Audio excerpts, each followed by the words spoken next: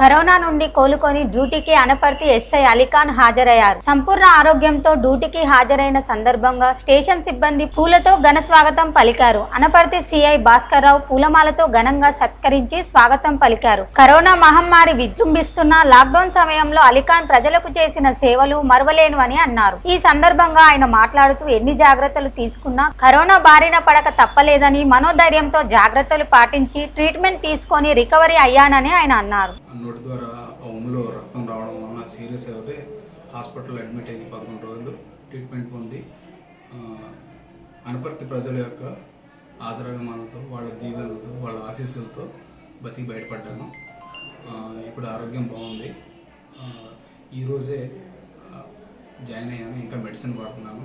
అలాగే నా అనపర్తి ప్రజలందరికీ రుణపడి ఉంటాను. ఎప్పటికీను మేము అందుబాటులో ఉంటాం. పోలీసులు నేను లేనప్పుడు కూడా మానిటర్ చేసుకుని అందరితో నడిపాము. ఎవరి ప్రజలు ఏ కష్టాలు వచ్చినా సరే మానిటర్ చేసుకున్నాం.